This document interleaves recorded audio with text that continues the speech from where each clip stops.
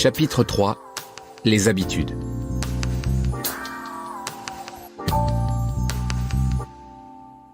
Un sage se promenait un jour dans la forêt avec son jeune élève, quand soudain il s'arrêta devant un jeune arbre. « Arrache cette pousse », dit-il à l'élève en lui montrant une jeune pousse qui sortait de terre. Le garçon tira dessus sans difficulté avec les doigts. « Maintenant, arrache ceci », dit le sage en indiquant un arbre un peu plus solide arrivant à hauteur du genou du garçon. Le garçon tira dessus sans trop forcer et déracina l'arbre. « Et maintenant, essaie avec celui-ci », dit le sage en désignant un arbre aussi grand que le garçon. En y mettant tout son poids et toute sa force, et en utilisant des branches et des pierres, il réussit à grand-peine à déraciner l'arbre. « Maintenant, dit le sage, je voudrais que tu déterres celui-ci. » Le jeune garçon suivit le regard de son professeur et vit un chêne majestueux et si grand qu'il en apercevait à peine la cime. Sachant la lutte qu'il avait menée pour déraciner un arbre beaucoup plus petit, l'enfant dit au sage « Désolé, mais je ne peux pas. » « Mon enfant, tu viens d'illustrer le pouvoir des habitudes sur la vie, » s'exclama le sage. « Plus le temps passe, plus elles sont imposantes et enracinées, et plus on a du mal à les détruire. Certaines deviennent si présentes et si profondément ancrées que l'on hésite même à essayer. » Le poids des habitudes. Pour Aristote, nous sommes ce que nous faisons de manière répétée. Le dictionnaire définit l'habitude comme étant une disposition acquise, relativement permanente et stable, qui devient une sorte de seconde nature. Connaissez-vous l'histoire de l'homme à cheval qui galope à toute vitesse comme s'il avait une mission très importante? Un homme au bord de la route lui crie « Hé, vous allez où comme ça ?» Et le cavalier lui répond « Aucune idée, demandez au cheval !» C'est ce qui arrive à la plupart des gens. Ils vivent leur vie par habitude, sans avoir aucune idée de la direction où elle les mène. Il est temps de tenir les rênes et d'aller là où vous souhaitez vraiment aller. Si vous avez toujours vécu branché sur pilote automatique et laissé vos habitudes gérer vos actions, j'aimerais que vous compreniez pourquoi. Et j'aimerais que vous débranchiez. Rassurez-vous, vous n'êtes pas seul. Des études en psychologie révèlent que 95% de ce que nous ressentons, pensons, faisons et accomplissons résulte d'habitudes acquises. Nous naissons avec des instincts, bien sûr, mais absolument aucune habitude. Nous les développons au fil du temps. Dès l'enfance, nous intégrons une série de réactions conditionnées qui nous poussent à réagir automatiquement, sans réfléchir à la plupart des situations. Au quotidien, vivre automatiquement a des avantages certains. S'il fallait penser de manière consciente à tout ce que l'on fait, préparer à déjeuner, conduire les enfants à l'école, aller au travail, etc., on ne vivrait plus. Vous vous brossez sans doute les dents 2 fois par jour sans y penser. Pas de réflexion profonde, vous le faites, c'est tout. Vous bouclez votre ceinture dès que vous montez en voiture, pas d'hésitation. Nos habitudes et nos routines nous permettent d'accomplir ces tâches en utilisant un minimum d'énergie consciente. Elles nous aident à rester sains d'esprit et nous permettent de gérer les situations les plus courantes. Et comme nous n'avons pas à réfléchir aux choses les plus banales, nous pouvons concentrer notre esprit sur des pensées plus créatives et enrichissantes. Les habitudes ont donc du bon, tant qu'il s'agit d'habitudes positives, bien sûr. Si vous mangez sainement, vous avez sans doute établi des habitudes saines quant aux aliments que vous achetez et ce que vous commandez au restaurant. Si vous êtes en bonne forme physique, c'est sans doute parce que vous vous exercez régulièrement. Si vous êtes un bon vendeur dans votre emploi, c'est sûrement parce que vos habitudes de préparation mentale et un travail sur votre confiance en vous vous permettent de rester optimiste face au rejet. J'ai côtoyé une multitude de gens qui ont réussi, de PDG et de superstars. Et je peux vous assurer qu'ils ont tous un trait en commun. Ils ont de bonnes habitudes. Cela ne veut pas dire qu'ils n'ont pas de mauvaises habitudes. Bien sûr qu'ils en ont, mais pas beaucoup. Ce sont ces bonnes habitudes au quotidien qui distinguent les plus prospères d'entre nous de tous les autres. Logique, non? Comme nous l'avons déjà vu, vous savez que les gens qui réussissent ne sont pas nécessairement plus intelligents ou plus doués que les autres. Mais leurs habitudes les poussent à être mieux informés, plus au courant, plus compétents, plus aptes et mieux préparés. Quand j'étais enfant, mon père prenait toujours l'exemple de Larry Bird pour m'expliquer le principe des habitudes. Larry Legend est l'un des plus grands joueurs de basket au monde. Mais il n'était pas connu pour être le joueur le plus physique. Personne ne l'aurait décrit comme le joueur le plus gracieux qui fût sur un terrain de basket.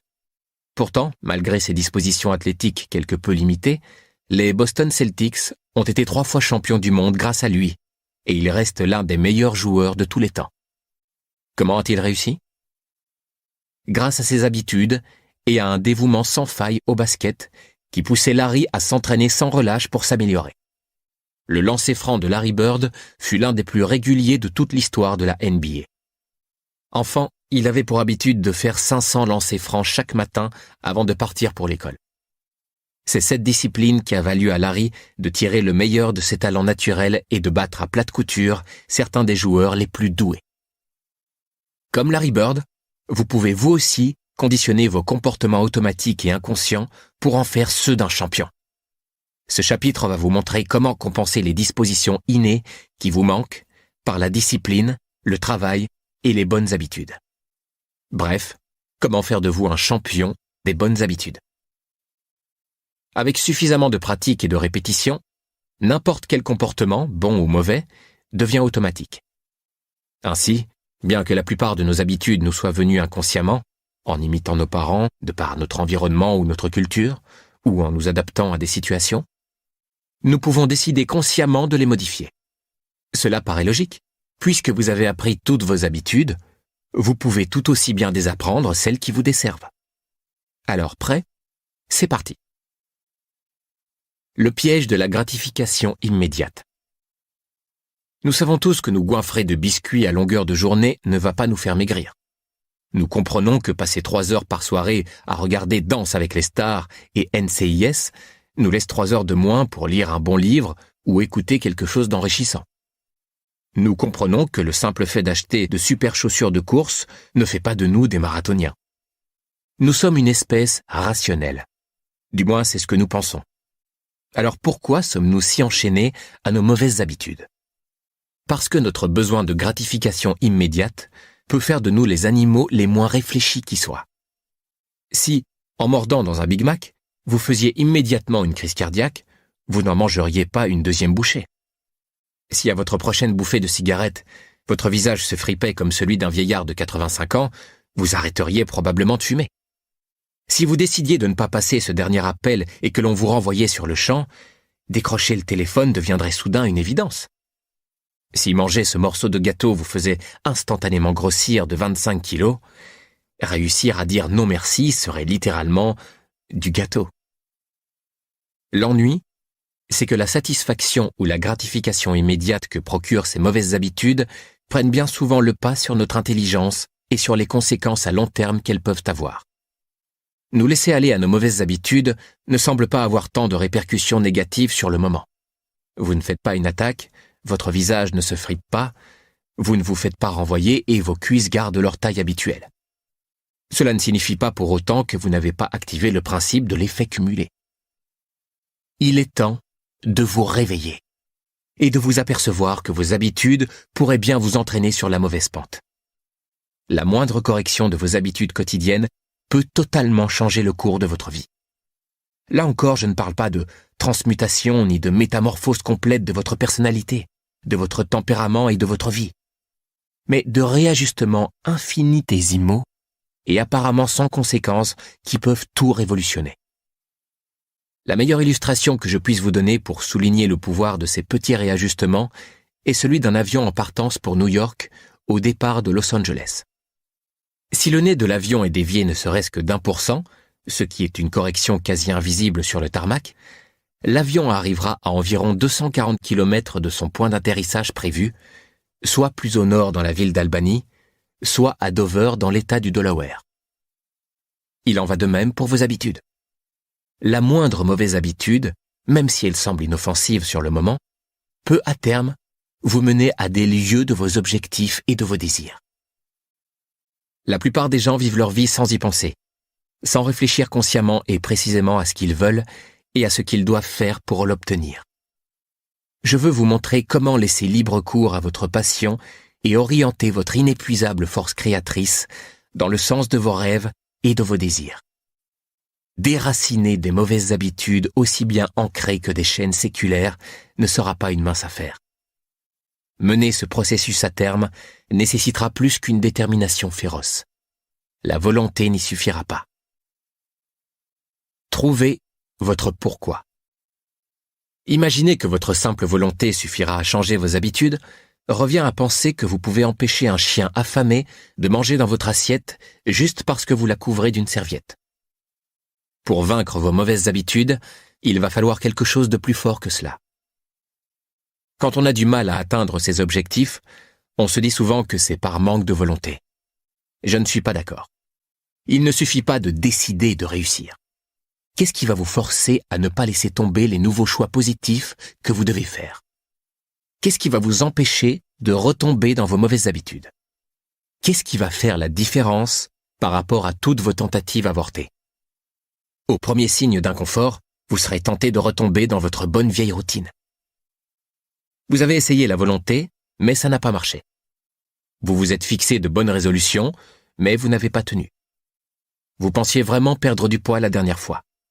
Vous pensiez vraiment passer tous ces appels de vente l'année dernière. Ça suffit. Il est temps d'essayer autre chose et d'obtenir de meilleurs résultats. Mettez la volonté de côté. Il est temps de penser au pourquoi. Vos choix n'ont de sens que s'ils sont liés à vos désirs et à vos rêves. Les choix les plus avisés et les plus motivants sont ceux qui correspondent à qui vous êtes, ceux qui correspondent à votre objectif profond et à vos valeurs intrinsèques. Vous devez vouloir quelque chose et savoir pourquoi vous le voulez, sans quoi vous abandonnerez trop facilement. Alors, quel est votre pourquoi? Il vous faut une raison d'apporter des améliorations significatives à votre vie. Et pour vous donner envie de faire les changements nécessaires, votre pourquoi doit être quelque chose d'incroyablement motivant pour vous. Votre pourquoi doit vous donner envie de vous lever chaque matin et de continuer pendant des années. Alors, qu'est-ce qui vous motive le plus? Identifier votre pourquoi est absolument essentiel. Car c'est ce qui vous motive qui va alimenter votre passion, votre enthousiasme et votre persévérance.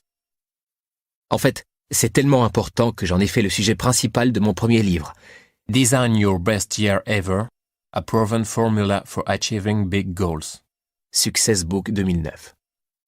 Vous devez connaître votre pourquoi. Pourquoi tout est possible. C'est le pouvoir du pourquoi qui vous motivera à endurer tout ce qu'il y a de plus éreintant, de plus banal et de plus laborieux. Tous les comment n'ont aucun sens si vos pourquoi ne sont pas suffisamment forts. Tant que vous n'aurez pas déterminé vos désirs et vos motivations, vous n'irez au bout d'aucune tentative d'amélioration de votre vie. Si votre pourquoi, votre désir, n'est pas suffisamment fort, si votre engagement n'est pas suffisamment solide, vous finirez comme tous les gens qui font des résolutions de nouvel an et les laissent vite tomber pour retourner à leurs bonnes vieilles habitudes. Voici une analogie pour illustrer cette idée. Si je posais par terre une planche de 25 cm de large et de 10 mètres de long, et vous disais « Si vous parcourez toute la longueur de la planche, je vous donne $20 », le feriez-vous? Bien sûr que vous le feriez. Ce serait $20 facilement gagnés. Mais si je prenais cette même planche et que je la plaçais entre deux immeubles de 100 étages, ces $20 ne seraient tout d'un coup plus aussi intéressants ou aussi faciles à gagner, pas vrai? Vous me répondriez « Non mais ça va pas ». En revanche, si l'immeuble d'en face était en feu, que votre enfant se tenait sur le toit et que vous deviez le sauver des flammes, marcheriez-vous sur cette planche? Sans aucun doute.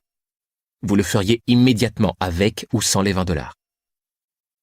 Comment se fait-il que la première fois que je vous ai demandé de marcher sur cette planche suspendue dans les airs, vous ayez refusé, et la deuxième fois, vous n'ayez pas hésité un instant? Les risques et les dangers étaient pourtant les mêmes. Alors qu'est-ce qui a changé? Ce qui a changé, c'est votre pourquoi, votre raison de vouloir le faire. Vous voyez donc que si la raison est suffisamment importante, vous serez prêt à y aller quel que soit le comment. Pour véritablement déclencher le potentiel de créativité et l'énergie qui sommeille en vous, vous devez passer outre les motivations financières et matérielles. Pas que ces motivations soient mauvaises, au contraire, elles sont tout à fait valables, et je suis moi-même amateur de beaux objets. Mais l'aspect matériel ne suffit pas à mobiliser le cœur, l'âme et les tripes. La passion doit venir de plus loin, de plus profond en nous. Sans passion, même le luxe passe à côté des vraies valeurs, le bonheur et l'accomplissement. Dans une interview d'Anthony Robbins, expert en performance d'excellence, Success janvier 2009, ce dernier a déclaré « J'ai vu des hommes d'affaires obtenir tout ce qu'ils désiraient et continuer pour autant de vivre dans la frustration, dans l'inquiétude et dans la peur. Qu'est-ce qui empêche des gens aussi prospères d'être heureux ? La réponse est qu'ils se sont acharnés à réussir, mais en ont oublié de s'épanouir. Une réussite extraordinaire ne garantit pas la joie, le bonheur, l'amour et le sens de la vie. Ces éléments se complètent mutuellement et me poussent à croire que la réussite sans l'épanouissement n'est en définitive qu'un échec. » Bien dit. Voilà pourquoi il ne suffit pas d'avoir du succès. Il faut aller chercher au fond de vous la motivation essentielle qui déclenchera votre super pouvoir, celui du pourquoi. Ce qui vous tient à cœur. Ce pourquoi, vous y accédez au travers de vos valeurs intrinsèques, celles qui vous définissent vous. Elles constituent votre boussole interne, votre phare de la nuit, votre GPS personnel. Elles sont le filtre de toutes vos attentes, vos demandes et vos tentations et s'assurent que vous prenez la destination que vous vous étiez fixée. Définir et calibrer correctement ces valeurs représente l'une des étapes les plus importantes dans le processus qui vise à réorienter votre vie dans le bon sens.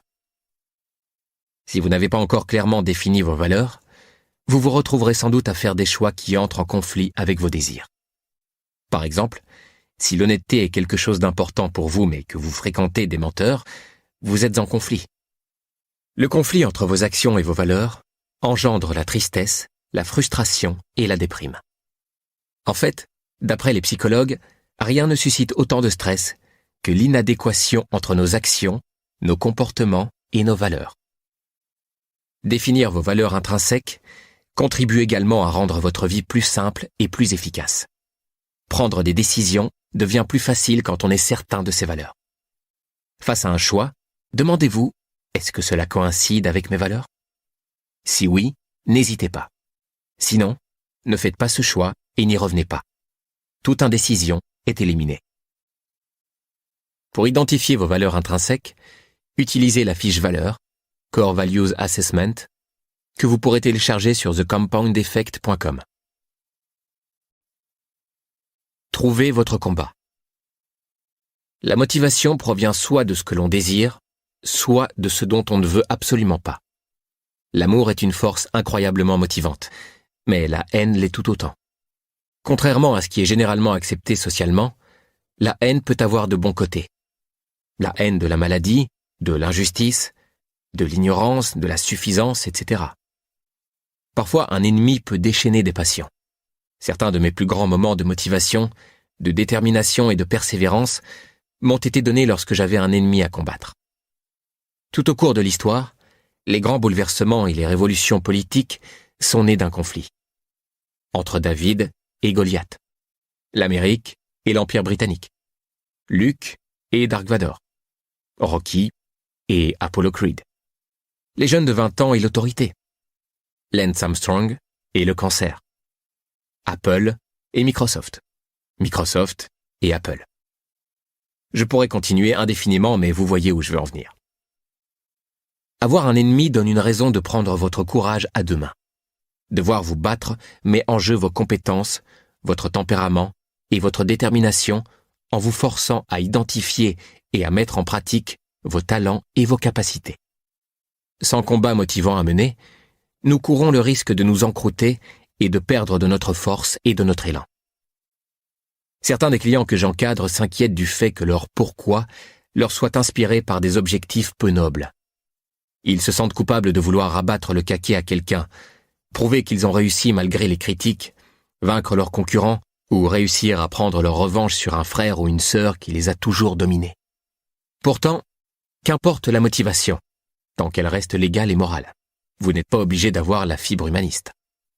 L'important, c'est que vous soyez gonflé à bloc. Parfois, cette motivation peut vous aider à transformer une émotion ou une expérience fortement négative en une réussite d'autant plus éclatante. C'est exactement ce qui est arrivé à l'un des entraîneurs de football les plus célèbres de l'histoire, Pete Carroll. Lorsque nous l'avons interviewé en septembre 2008 pour le magazine Success, il nous a expliqué d'où lui était venue sa motivation. Enfant, j'étais minuscule. On ne me laissait pas faire grand-chose à cause de ma petite taille. J'ai mis 2 ans à avoir l'occasion de prouver que je pouvais être compétitif. J'ai toujours su que j'étais bien meilleur et que je devais me battre pour le prouver. J'étais frustré car je savais que je valais mieux que ça. C'est ce besoin de se battre pour être reconnu qui a valu à Carroll d'avoir autant de succès. Notre numéro de Success Magazine de mars 2010 consacre un article au grand acteur Anthony Hopkins. Au cours de cette interview, j'ai eu la surprise d'apprendre que son immense talent et sa détermination lui avaient été inspirés par la colère.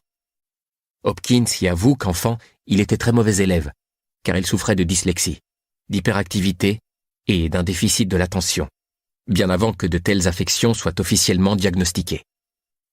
On lui avait collé l'étiquette d'enfant en difficulté. Mes parents s'inquiétaient vraiment pour moi, révèle Hopkins. L'école et l'éducation étant alors de prime importance, mon avenir était compromis, puisque je ne semblais pas être en mesure de comprendre ce que l'on m'enseignait. Mes cousins étaient tous excellents élèves. J'en éprouvais de la rancune et me sentais rejeté par la société. J'étais très déprimé. Mais Hopkins a utilisé cette colère à bon escient. Il a redoublé d'efforts pour démontrer ses capacités en dehors des sphères académiques et athlétiques et s'est découvert un talent d'acteur. La colère qu'il éprouvait à l'égard des étiquettes dévalorisantes qu'on lui avait attribuées a déclenché sa passion pour le métier d'acteur. Aujourd'hui, Hopkins est considéré comme l'un des meilleurs acteurs au monde. Grâce à la gloire et à la fortune qu'il a acquise, Hopkins a aidé de nombreuses personnes à lutter contre les dépendances et s'est également engagé dans la défense de l'environnement.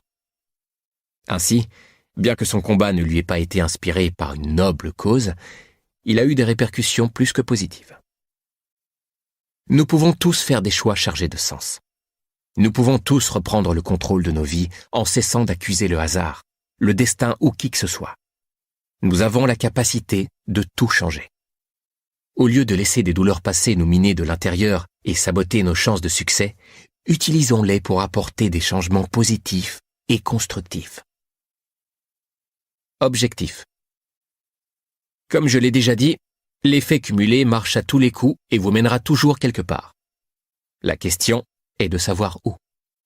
Cette force vous emmènera vers de nouveaux sommets. Mais vous devez savoir où vous voulez vous rendre. Quels sont vos buts et vos rêves? Quelle est votre destination souhaitée? Les funérailles de Paul J. Meyer, un autre de mes mentors, m'ont rappelé à quel point sa vie avait été riche et variée. À lui seul, il a réalisé, vécu et apporté plus que 10 personnes réunies. Sa nécrologie m'a incité à réévaluer les buts que je m'étais fixés pour moi-même. Si Paul était encore de ce monde, il dirait « Si vous ne réalisez pas les progrès que vous voudriez réaliser et dont vous êtes capable, c'est simplement parce que vous n'avez pas clairement défini vos buts. » Paul disait également cette phrase, qui rappelle l'importance d'avoir des buts. Si vous imaginez quelque chose, que vous le désirez ardemment, que vous y croyez sincèrement et que vous faites tout pour que ce quelque chose se concrétise, il ne peut que se concrétiser. L'élément qui m'a valu le plus de réussite a été d'apprendre à me fixer des objectifs et à les réaliser. Il se produit quelque chose de magique, pour ainsi dire, lorsque vous organisez et concentrez votre force créatrice sur un objectif bien défini. J'ai assisté à ce processus des dizaines de fois. Toutes les personnes qui ont réussi parce que leurs objectifs étaient clairement tracés. Si vous avez un pourquoi bien précis et plus fort que tout, vous n'aurez aucun souci à le mettre en œuvre. Pour déterminer en quoi vous devriez renforcer ou modifier vos objectifs, complétez la fiche bilan de vie, Life Assessment, téléchargeable sur thecompoundeffect.com. Comment réellement concrétiser un objectif? La fin du mystère. On ne voit, on ne vit et on obtient que ce que l'on cherche. Si on ne sait pas ce que l'on cherche, on ne risque pas de le trouver. Par nature, nous sommes des créatures toujours en quête d'objectifs. Notre cerveau cherche en permanence à aligner le monde extérieur avec ce que nous voyons dans notre monde intérieur. Ainsi, dites à votre cerveau de chercher une chose en particulier, et vous commencerez à la voir. L'objet de votre désir a probablement toujours été tout près de vous, mais votre esprit et vos yeux n'étaient pas prêts à le voir. C'est exactement ainsi que fonctionne la loi de l'attraction. Cela n'a rien de mystérieux ou d'ésotérique. C'est en vérité bien plus simple et pratique que cela. Chaque jour, nous sommes bombardés de milliards d'informations sensorielles, visuelles, auditives, physiques. Pour ne pas sombrer dans la folie, nous en ignorons 99,9%, pour ne véritablement voir, entendre et sentir que celles sur lesquelles notre cerveau se concentre. C'est pourquoi lorsque vous pensez à quelque chose, vous semblez miraculeusement le faire entrer dans votre vie. En réalité, vous ne faites que voir ce qui était déjà là, pour véritablement l'attirer dans votre vie. L'élément en question demeure invisible ou inaccessible tant que vos pensées et votre esprit ne sont pas disposés à le voir. Vous me suivez? En fait, il n'y a rien de mystérieux, c'est même plutôt logique. Fort de cette nouvelle perception, votre monde intérieur coïncide avec le monde extérieur et soudain, votre esprit est à même de voir les 99,9% restants. En voici un exemple classique, et tellement vrai. Vous cherchez une nouvelle voiture, ou vous êtes sur le point d'en acheter une et soudain, vous vous mettez à voir le modèle qui vous intéresse à tous les coins de rue. Comme s'il y en avait partout, tout d'un coup, alors qu'il n'y en avait aucune hier encore. Cela vous paraît réaliste? Bien sûr que non. En fait, ce modèle de voiture était déjà bien présent, seulement vous n'y prêtiez pas attention. Il ne s'est mis à véritablement exister pour vous que parce que vous lui avez soudain prêté attention. Lorsque vous définissez vos objectifs, vous donnez à votre cerveau de nouveaux éléments à chercher et sur lesquels se concentrer. Comme si vous munissiez votre esprit d'une nouvelle paire d'yeux, lui permettant de voir tous les gens et toutes les circonstances, les conversations, les ressources, les idées et la créativité qui vous entourent. Muni de cette nouvelle perspective, interne sur les choses, votre esprit se met alors à faire coïncider le monde extérieur avec ce que vous souhaitez le plus à l'intérieur, c'est-à-dire vos objectifs. C'est aussi simple que cela. Une fois que vous avez clairement défini vos objectifs, la façon dont vous envisagez le monde est attirée dans votre vie de nouvelles idées, de nouvelles personnes et de nouvelles opportunités change du tout au tout. Voici comment Brian Tracy me l'a expliqué au cours d'une interview. Les gens qui réussissent ont des objectifs très clairs. Ils savent qui ils sont et ils savent ce qu'ils veulent. Ils mettent leurs objectifs à plat sur une feuille de papier et font des plans pour les concrétiser. Les gens qui ne réussissent pas gardent leurs objectifs en tête comme des billes dans une boîte. Mais un objectif que l'on se contente d'imaginer n'est rien d'autre qu'un fantasme. Tout le monde a des fantasmes, mais ces fantasmes-là sont des cartouches vides. Vivre sans objectif précis revient à tirer des balles à blanc. C'est la base de tout. Je vous suggère donc de prendre le temps, dès aujourd'hui, de dresser une liste de vos objectifs les plus importants. Je vous recommande d'envisager tous les domaines de votre vie, pas seulement votre entreprise ou vos finances. Méfiez-vous de ne pas trop vous concentrer sur un seul aspect de votre vie à l'exception de tous les autres, car cela peut parfois coûter cher. Cherchez à réussir dans tous les domaines pour atteindre un équilibre entre tous les aspects de votre vie qui comptent à vos yeux. Business, finances, santé et bien-être, spiritualité, famille et relations et mode de vie. Pour vous fixer des objectifs spécifiques chargés de sens, consultez la fiche de création d'objectifs Goal Designing, téléchargeable sur le site de compoundeffect.com. Qui devez-vous devenir? La plupart des gens qui se fixent de nouveaux objectifs demandent « Ok, j'ai défini mon objectif. Qu'est-ce que je dois faire maintenant pour le concrétiser ?» Ce n'est pas une mauvaise question, mais ce n'est pas non plus la première question qu'il faut se poser. Demandez-vous d'abord « Qui dois-je devenir ?» Vous connaissez sans doute des gens qui font tout ce qu'il faut et qui pourtant ne parviennent pas aux résultats escomptés. Pourquoi cela? Comme me l'a enseigné Jim Rohn, si l'on veut obtenir plus, il faut devenir plus. Le succès n'est pas quelque chose qui se poursuit. car ce que l'on poursuit nous échappe toujours, tels des papillons que l'on cherche à attraper. Le succès est quelque chose que l'on attire en devenant quelqu'un d'autre. Le jour où j'ai compris cette philosophie, elle a révolutionné ma vie et mon développement personnel. Quand j'étais célibataire et prêt à me marier, j'ai dressé une longue liste de tout ce que je désirais chez la femme idéale, dans mon cas. J'ai noirci plus de 40 pages de cahier recto-verso pour la décrire dans les moindres détails. Sa personnalité, son caractère, ses plus grandes qualités, ses attitudes, ses philosophies sur la vie et même le genre de famille dont elle serait issue, sa culture et son aspect physique jusqu'à la texture de ses cheveux. J'ai décrit en détail le genre de vie que nous mènerions et ce que nous ferions ensemble. Si je m'étais posé la question de savoir « qu'est-ce que je dois faire pour trouver cette fille ?», je la chercherais encore. Au lieu de cela, j'ai lu ma liste et me suis demandé si j'incarnais moi-même toutes ces qualités. Avais-je moi-même les qualités que je recherchais en elle ? Me suis-je demandé. Quel genre d'homme une femme comme elle rechercherait-elle ? Qui dois-je devenir pour attirer une femme pareille ? J'ai ensuite noirci 40 pages supplémentaires à décrire les attributs, les qualités, les comportements, les attitudes et les caractéristiques que j'allais devoir cultiver. Et puis, je me suis mis au boulot. Et vous savez quoi ? Ça a marché. Comme tout droit sorti des pages de mon cahier, ma femme Georgia a surgi devant moi. Aussi bizarre que cela puisse paraître, elle était exactement comme je me l'étais imaginé, dans les moindres détails. Le secret était d'identifier exactement qui j'allais devoir devenir pour réussir à attirer et à garder une femme de cette qualité, puis de tout mettre en œuvre pour le devenir.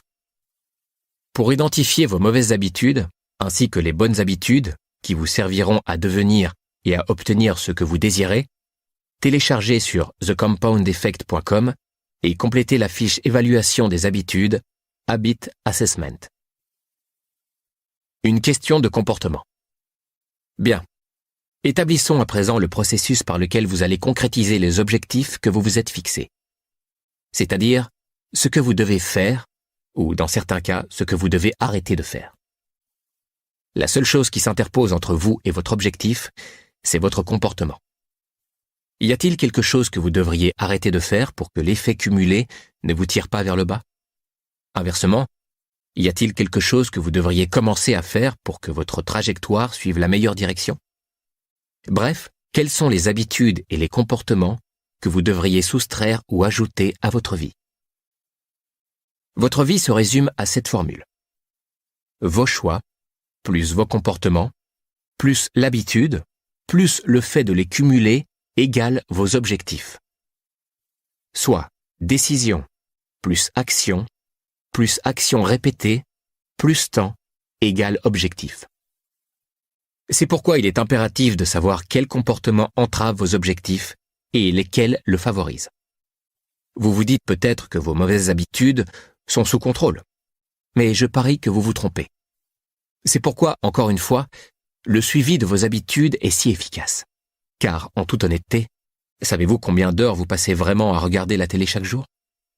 Combien d'heures vous restez branché sur les chaînes d'information ou occupé à suivre les objectifs et les exploits des autres sur les chaînes de sport et de divertissement ? Savez-vous combien de canettes vous buvez ? Ou combien d'heures vous passez à travailler à l'ordinateur ? Facebook, potins en ligne, etc.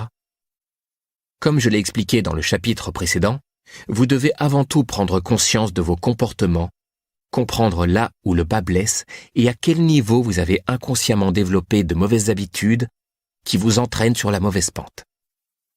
Récemment, un dirigeant d'entreprise avec qui je siège au conseil d'administration d'une association caritative m'a engagé pour que je l'aide à améliorer sa productivité. Les affaires marchaient bien pour lui, mais il savait que quelques séances de coaching l'aideraient à optimiser son temps et sa productivité.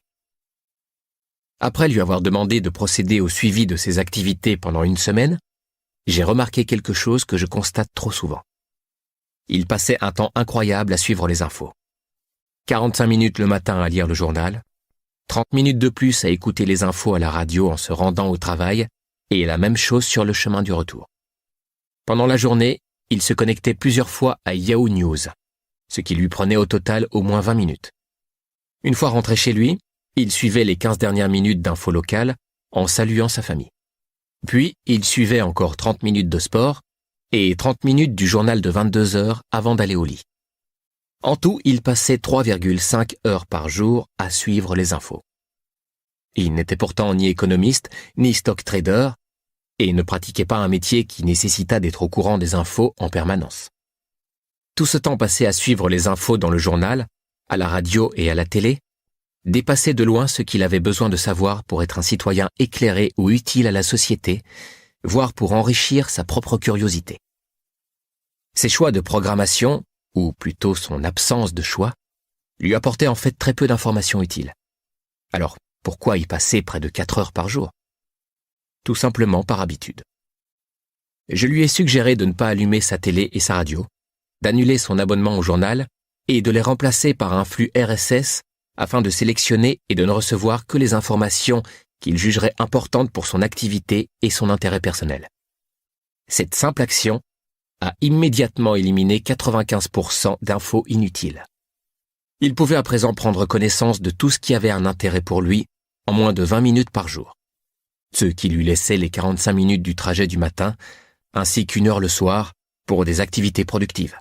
Faire du sport, écouter du matériel éducatif, lire, planifier, se préparer, passer du temps avec sa famille. Il m'a confié ne jamais s'être senti moins stressé. La répétition d'informations négatives a tendance à rendre anxieux. Plus inspiré et plus concentré que maintenant. Un tout petit changement d'habitude, une transformation radicale de son équilibre et sa productivité. Bon, maintenant c'est à vous. Sortez votre petit carnet et inscrivez-y vos 3 plus grands objectifs.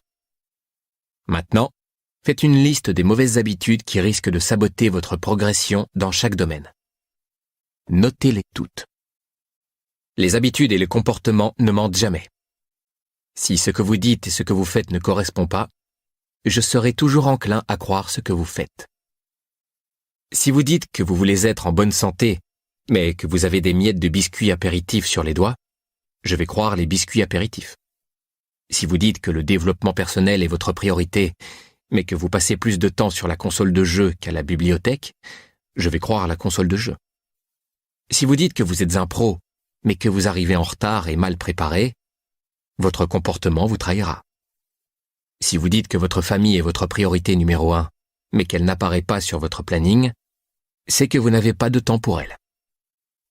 Étudiez la liste de mauvaises habitudes que vous venez de dresser. Elle reflète qui vous êtes vraiment. Maintenant, soit vous décidez que ça ne vous pose pas de problème, soit vous décidez de changer. Ensuite, ajoutez à cette liste toutes les habitudes qu'il vous faut adopter pour, une fois que vous les aurez mises en pratique et cumulées dans la durée, réussir à concrétiser vos objectifs en beauté. Il ne s'agit pas de perdre votre énergie à tomber dans les jugements et les regrets. Il s'agit de regarder bien en face ce que vous devez améliorer. Mais je ne vais pas vous abandonner en si bon chemin. Je vais vous aider à déraciner ces mauvaises habitudes qui vous tirent vers le bas, pour les remplacer par de nouvelles habitudes saines et positives. Plan d'action, 5 stratégies pour éliminer les mauvaises habitudes. Vous avez appris toutes vos habitudes. Vous pouvez par conséquent les désapprendre. Si vous souhaitez que votre vie prenne une nouvelle direction, il faut d'abord vous alléger des mauvaises habitudes qui vous lestent depuis trop longtemps. Il vous faut donc un pourquoi si motivant qu'il vaincra vos besoins de gratification immédiate. Pour cela, rien de tel qu'un plan d'action. Voici mes stratégies préférées. 1. Identifiez vos déclencheurs. Observez votre liste de mauvaises habitudes. Pour chacune d'elles, identifiez ce qui la déclenche à l'aide de ce que j'appelle les 4 coupables. Le qui, le quoi, le où et le quand de chaque mauvaise habitude. Par exemple, êtes-vous plus susceptible de boire trop d'alcool en compagnie de certaines personnes? Y a-t-il un moment de la journée où vous devez manger quelque chose de sucré? Quelles sont les émotions qui ont tendance à provoquer vos pires habitudes? Le stress, la fatigue, la colère, l'énervement, l'ennui? Quand ressentez-vous ces émotions? Avec qui êtes-vous? Où êtes-vous? Ou que faites-vous? Quelles sont les situations qui font émerger ces mauvaises habitudes? Au moment où vous prenez le volant? juste avant une évaluation, quand vous rendez visite à vos beaux-parents, lors d'une conférence, dans un cadre social, quand vous doutez de votre physique, quand vous avez un délai à respecter. Observez attentivement vos habitudes. Que dites-vous généralement en vous réveillant le matin? Quand vous prenez une pause café ou déjeuner? Quand vous rentrez chez vous après une longue journée? Là encore, sortez votre carnet ou utilisez la fiche « En finir avec les mauvaises habitudes » Bad Habit Killer et notez vos déclencheurs. Cette simple action vous aidera à en prendre conscience. Mais bien sûr, ce n'est pas tout, car comme nous l'avons déjà vu, être conscient d'une mauvaise habitude ne suffit pas à l'éliminer. 2. Faites le grand ménage. Et que ça brille, au sens propre comme au sens figuré. Si vous voulez arrêter de boire, éliminez toute trace d'alcool de votre maison. Et même de votre maison de vacances si vous en avez une. Débarrassez-vous des verres, des ustensiles fantaisie et de tous les petits bidules que vous associez à vos boissons. Et oui, les olives aussi. Si vous voulez arrêter de boire du café, balancez la cafetière et offrez votre paquet d'arabica à un voisin léthargique. Si vous voulez faire des économies, passez une soirée à annuler tous les catalogues et toutes les promotions que vous recevez dans votre boîte aux lettres ou dans la boîte de réception de votre messagerie. Cela vous évitera même d'avoir à les mettre au recyclage. Si vous voulez manger plus sainement, videz vos étagères et toutes les cochonneries. Arrêtez d'en acheter. Et ne vous servez plus de l'excuse selon laquelle ce n'est pas juste de priver les autres membres de votre famille de ces cochonneries juste parce que vous n'en voulez plus. Croyez-moi, tout le monde s'en portera mieux. Ne faites plus entrer ce genre de nourriture dans votre maison. Un point, c'est tout. Débarrassez-vous de tout ce qui encourage vos mauvaises habitudes. 3. Faites l'échange. Jetez à nouveau un œil à votre liste de mauvaises habitudes. Comment pourriez-vous faire en sorte qu'elles ne vous nuisent plus autant? Pourriez-vous les remplacer par des habitudes plus saines ou vous en débarrasser pour de bon? Tous ceux qui me connaissent savent que j'aime finir mes repas par une petite sucrerie. S'il y a de la glace au congélateur, la petite sucrerie se transforme vite en banana split avec 3 boules de glace et accompagnement. 1255 calories. Je remplace donc cette mauvaise habitude par 2 petits chocolats, 50 calories. Cela me permet de satisfaire mon goût pour les sucreries, tout en m'épargnant 1 heure supplémentaire de tapis de jogging. Ma belle-sœur avait pris pour habitude de grignoter des chips en regardant la télé. Il lui arrivait souvent d'en descendre un paquet entier, sans même s'en rendre compte. Puis elle a compris que ce qui lui plaisait véritablement, c'était la sensation de croustillant. Elle a donc décidé de remplacer sa mauvaise habitude par une carotte, des branches de céleri ou du brocoli cru, qui lui procurent le même plaisir sous la dent, tout en l'aidant à manger sa ration quotidienne de légumes. Un homme qui travaillait pour moi avait pour habitude de boire entre 8 et 10 canettes de Coca Light par jour. Ça, c'est une mauvaise habitude.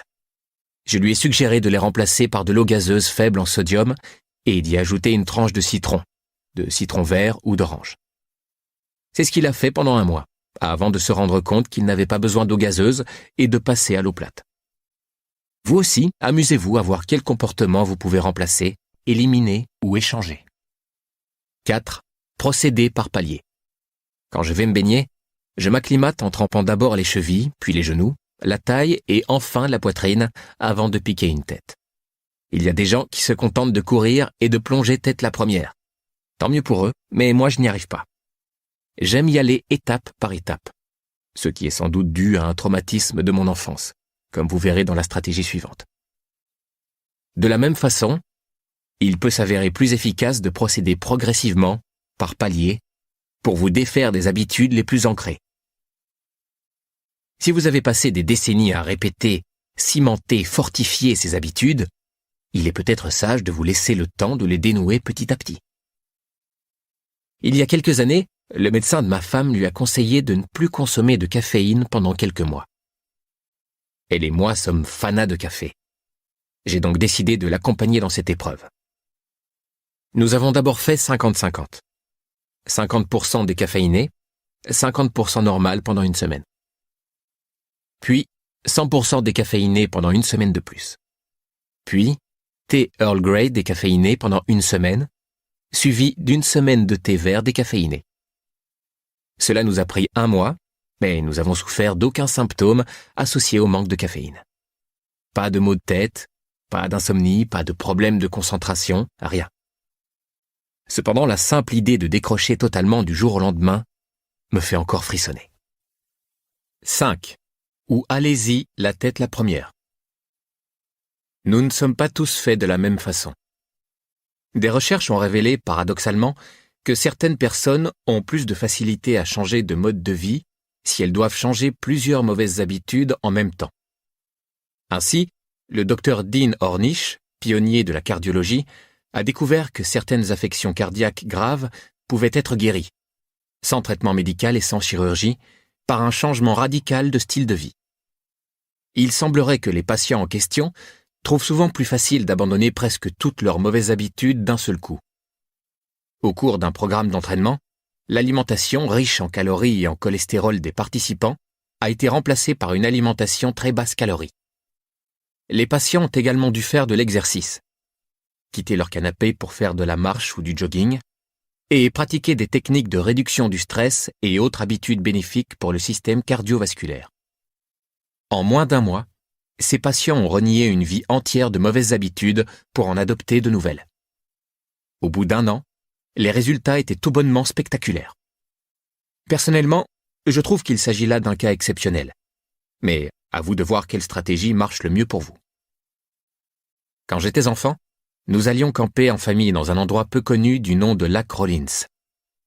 Le lac, situé à proximité des Sierras du nord de la Californie, est alimenté par les glaciers des montagnes du lac Tahoe. L'eau y est donc glaciale. Chaque jour, mon père insistait pour que je fasse du ski nautique sur cette eau polaire. Je passais la journée à appréhender le moment où j'allais devoir y aller. J'adorais le ski nautique, mais l'idée de me mettre à l'eau m'était insupportable. Ce qui posait légèrement problème, bien sûr, les deux étant indissociables. Mon père s'assurait bien que je ne passe jamais mon tour, quitte à me jeter carrément à l'eau s'il le fallait. Après une dizaine de secondes infernales durant lesquelles je frôlais l'hypothermie, je finissais toujours par apprécier le côté rafraîchissant et énergisant de l'eau. Mon appréhension à l'idée de devoir me mettre à l'eau dépassait en fait la réalité. Une fois que mon corps s'était acclimaté, le ski nautique était un moment de pur bonheur. Et pourtant, c'est avec la même épouvante suivie du même soulagement que je renouvelais l'expérience à chaque fois. Cette expérience ressemble un peu à l'abandon ou au changement soudain d'une mauvaise habitude. Les débuts peuvent être un véritable supplice ou du moins s'avérer très inconfortables. Mais tout comme le corps s'adapte à un nouvel environnement par la grâce de l'homéostasie, nous avons la même faculté d'adaptation à de nouveaux comportements et sommes généralement à même de nous ajuster assez rapidement physiologiquement et psychologiquement à de nouvelles circonstances. Parfois, barboter ne mène à rien, il faut sauter.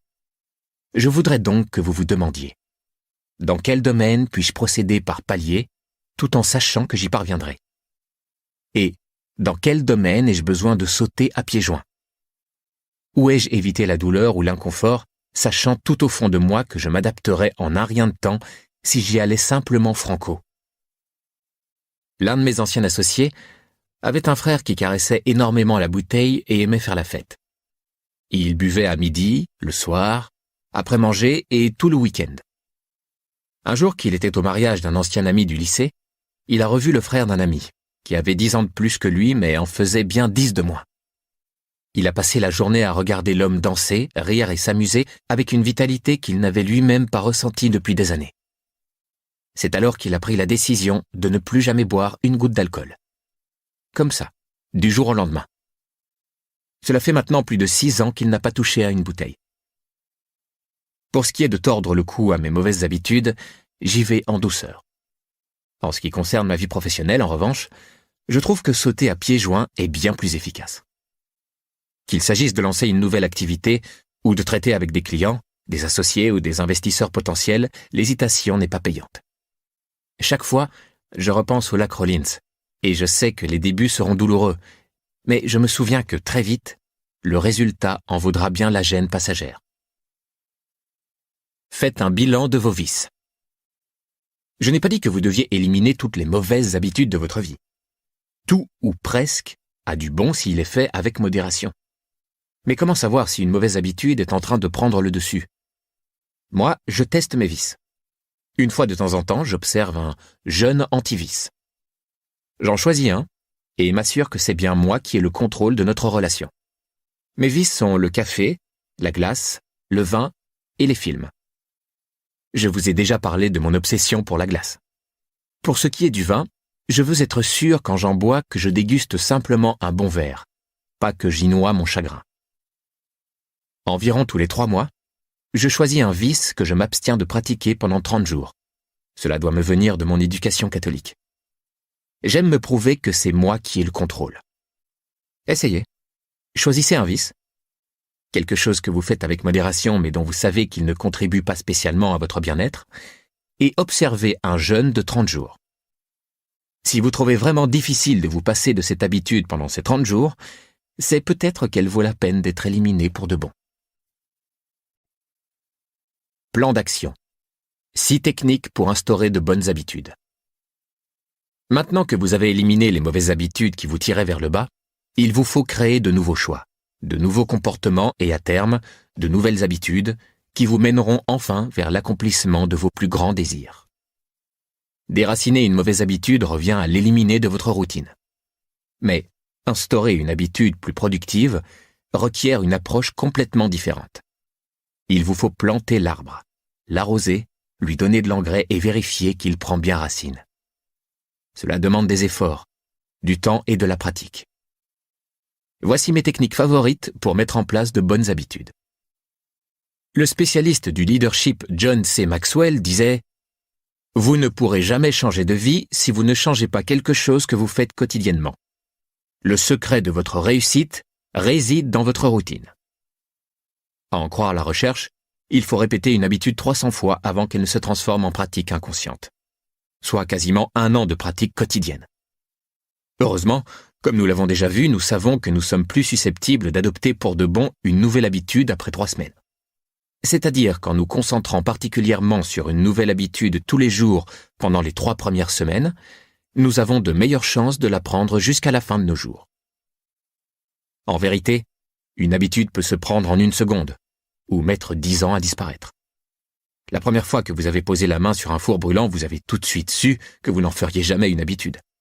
La douleur a été si intense qu'elle vous a marqué à jamais et votre conscience a enregistré que vous devriez toujours rester prudent près d'un four brûlant.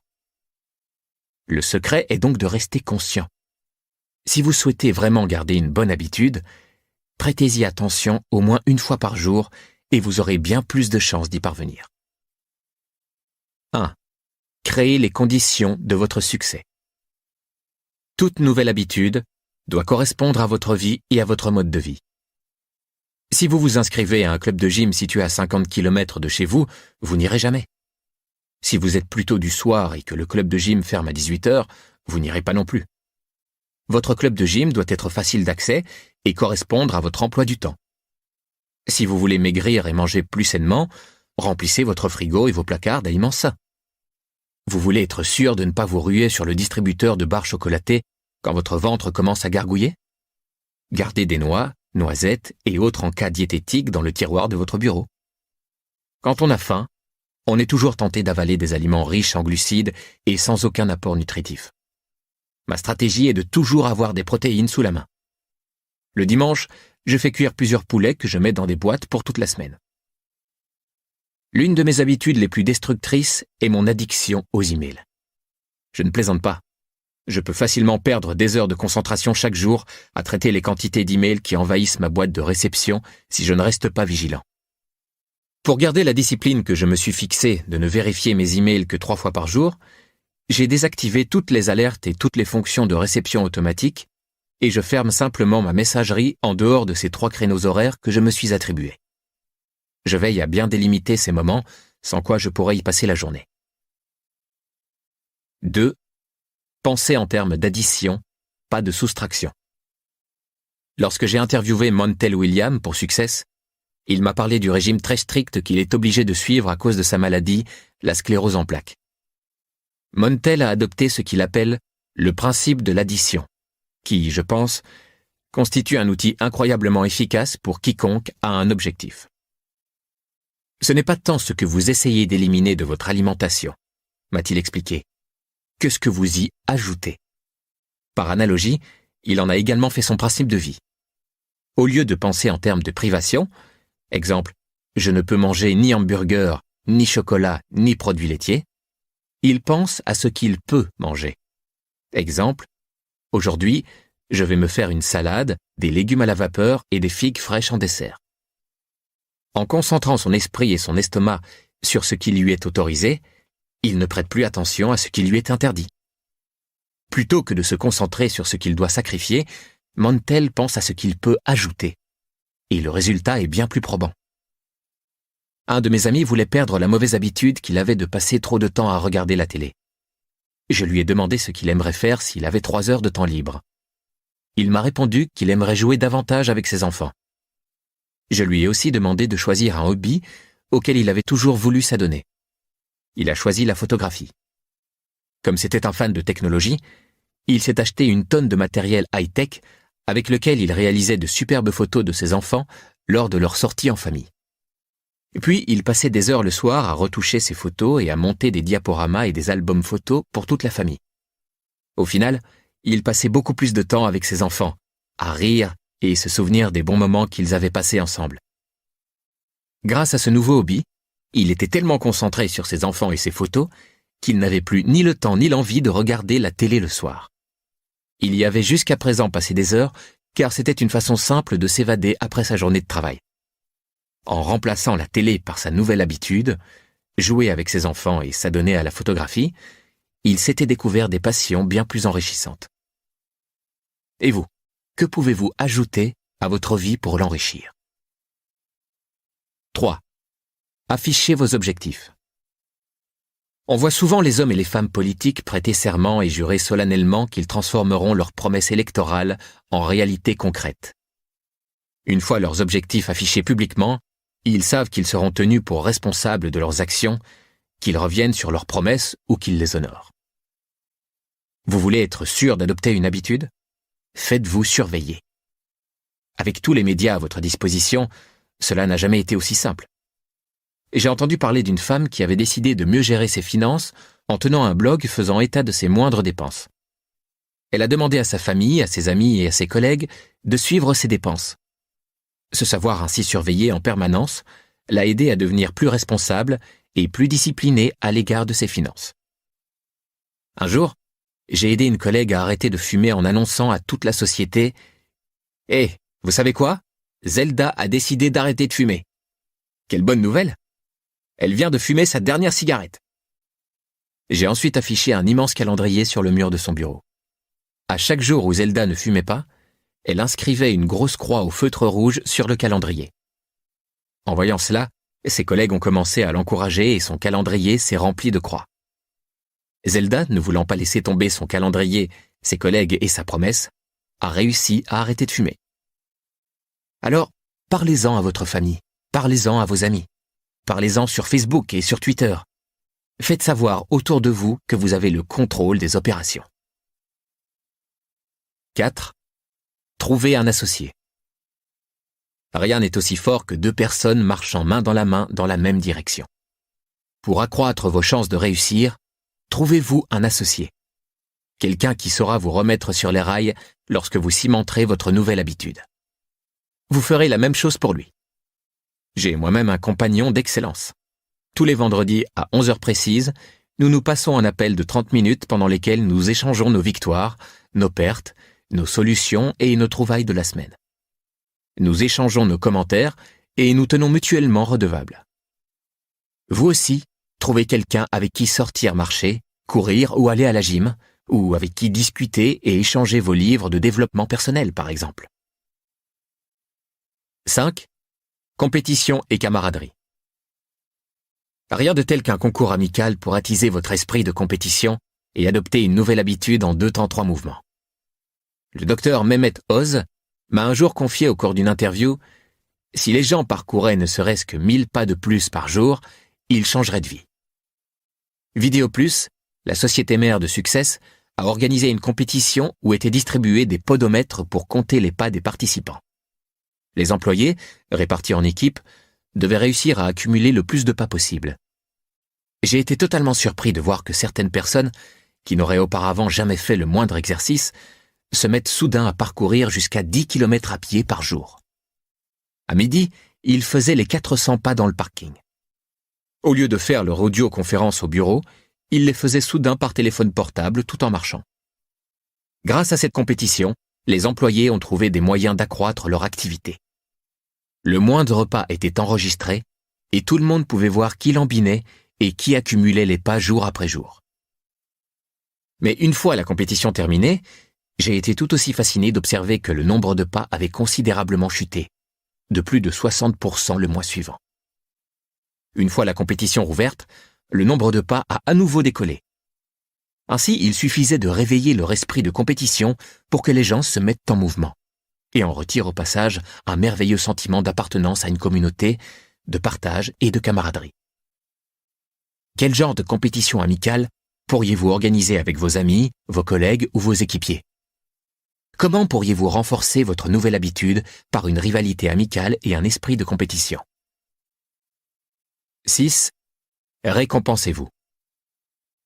Le travail, c'est la santé. Mais il faut aussi savoir s'amuser, sans quoi on risque vite de craquer. Sachez aussi profiter des fruits de vos victoires. Vous ne pouvez pas vous sacrifier sans vous récompenser un peu. Accordez-vous des petites gratifications tous les mois, toutes les semaines ou même tous les jours, ne serait-ce qu'un petit quelque chose pour vous récompenser de votre nouvelle habitude. Prenez le temps de vous promener, de prendre un bon bain ou de lire quelque chose juste pour le plaisir. Pour les événements plus marquants, offrez-vous un massage ou dînez à votre restaurant préféré. Et promettez-vous quelque chose de vraiment bien pour la fin.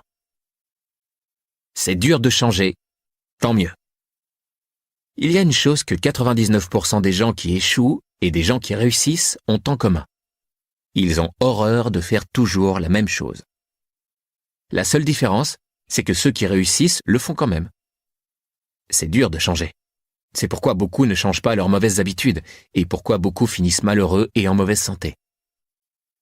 Néanmoins, ce qui me plaît dans cette réalité, c'est que s'il était si simple de changer et que tout le monde y arriverait, vous et moi aurions bien plus de mal à nous distinguer et à avoir autant de succès. Être ordinaire, c'est facile. Être extraordinaire, en revanche, fait de vous l'exception. Personnellement, je préfère les choses compliquées. Pourquoi ? Parce que je sais que la plupart des gens ne se donneront pas la peine et que ce sera par conséquent bien plus facile pour moi d'être le meilleur. Comme l'a dit de manière si éloquente le Dr Martin Luther King Jr., la véritable valeur d'un homme ne se mesure pas dans les moments de confort et de facilité, mais face à l'adversité. C'est en persévérant en dépit des difficultés, de l'ennui et des privations que vous gagnez vos galons et parvenez à vous améliorer et prendre la tête de la compétition. C'est peut-être dur, malaisé ou ennuyeux, mais qu'importe, faites-le. Persévérez. La magie de l'effet cumulé ne vous en récompensera que davantage. Soyez patient. Quand il s'agit de délaisser de mauvaises habitudes pour en instaurer de nouvelles, n'oubliez pas d'être patient avec vous-même. Si vous avez passé 20, 30, 40 ans ou plus à répéter les comportements que vous tentez à présent de modifier, attendez-vous à ce que cela prenne du temps et des efforts avant que vous puissiez observer des résultats durables.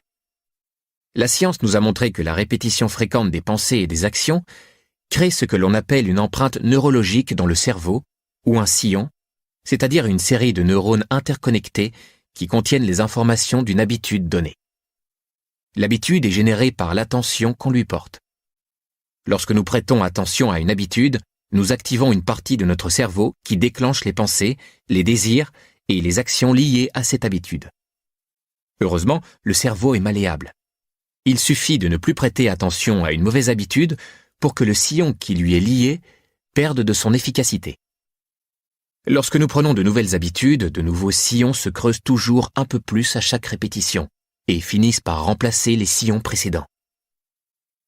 Créer ces nouvelles habitudes et creuser de nouveaux sillons dans votre cerveau prendra du temps. Soyez patient avec vous-même.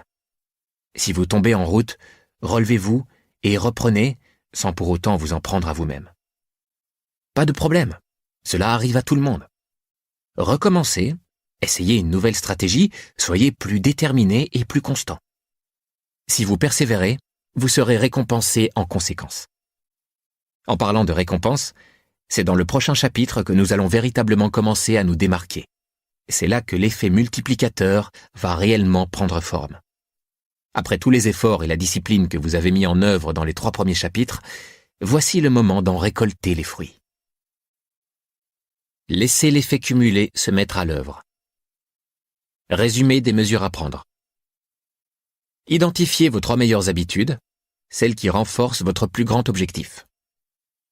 Identifiez les 3 mauvaises habitudes qui vous dévient de votre plus grand objectif. Identifiez 3 nouvelles habitudes à adopter pour vous aider à concrétiser votre plus grand objectif. Téléchargez la fiche évaluation des habitudes, Habit Assessment, sur thecompoundeffect.com. Identifiez votre motivation. Découvrez ce qui vous anime et vous motive suffisamment pour obtenir de grands résultats. Téléchargez la fiche valeur, Core Value Assessment, sur thecompoundeffect.com. Trouvez votre pourquoi. Fixez-vous des objectifs concis, des objectifs forts, des objectifs impressionnants. Téléchargez la fiche création d'objectifs, Goal Designing, sur thecompoundeffect.com.